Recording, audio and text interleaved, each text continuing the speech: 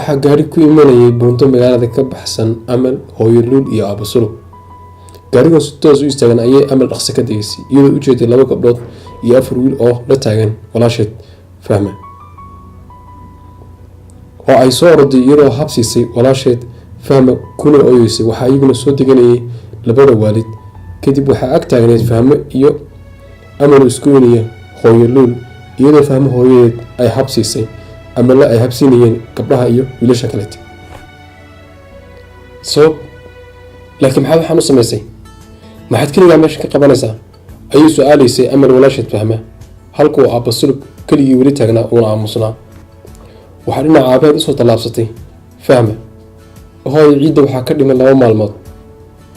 aabahena wuxuu iga ballan qaaday inaan wada ciidina anigii walaalkii Cadnaan.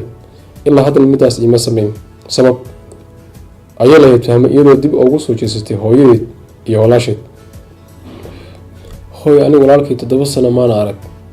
sana waliba aabahay wuxuu iga ballan qaaday inuu ciidda nala ciidayo, mana dhacdo. haddaan weydiinay igama jawaabo. ayay cod ohin ku jirta ku lahayd Fahma iyadoo hooyo Luul ilin indhaheeda ay qoysay. Amal ayaa isku dayeysay inay aamusiiso. waxaa aamusnaa Aabo Sulub iyagoo dhalinyarada kalena ay ka xumaayeen dareenka Fahma. hooyo, aabbuhu waan u xiisay, weliba Said. waana ogahay inaad dhammaantiin u xiisteen. sababta walaashii mar walba aad canaanata ama aaba canaanta isaga ayay wacdaa. haddii uu foon ka qaban waayna sawirkiisa mobeelka ugu jira ayay ku oydaa, ayay Fahma tiri iyadoo ilin soo dhaaftay indhaheeda. waa la wada ilmeynaya iyadoo Aabo Sulub indhihiisa ilin soo koraysay.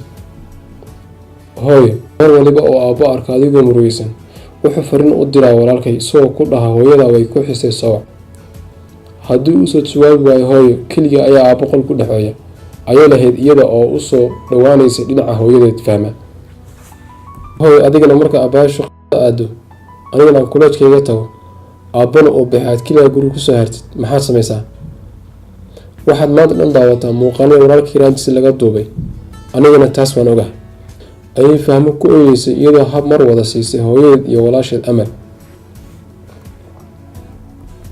isagana hoos fiirinay si uu qariyo ilintiisa Aabo Sulub.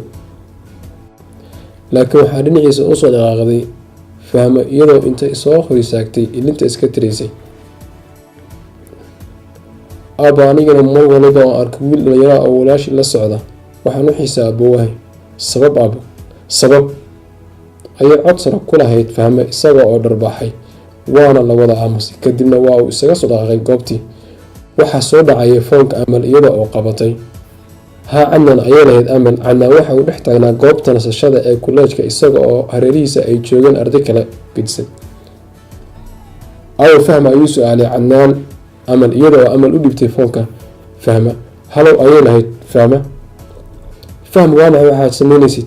soo kaama ballan qaaday 2 bilood gudaheed aan ku kulmayno, ayuu Cadnaan ku canaaninayay isagoo ay ka muuqatay murug iyo cabsi una baqay walaashii Fahma. iga ballan qaad inaadan mar dambe ficilkan oo kale aadan samaynayn, hooyana aadan ka ohinin. haddii kale mar waliba waan kuu caraysnaanayaa, waana iska ilaawayaa in gabadh la yidhahdo Fahma ay la dhalatay, ayuu cod qeyla ah ku lahaa isagoo cadho ay ka muuqatay Cadnaan. waa ballan walaal, ayay ugu jawaabtay, waana uu yaro aamusnaa isaga oo ka xumaa inuu canaanto. anigaba waan ku xiisay, weliba Zaid, ayuu ku calacalay Cadnaan. aad baan kuu jeclaa walaashay, ayuu yidhi Cadnaan iyada oo dareemaysay inuu ilmeynayo. in badanoo aad ayaan ku jeclahay aniga walaal, ayay ugu jawaabtay iyada oo dhigtay foonka.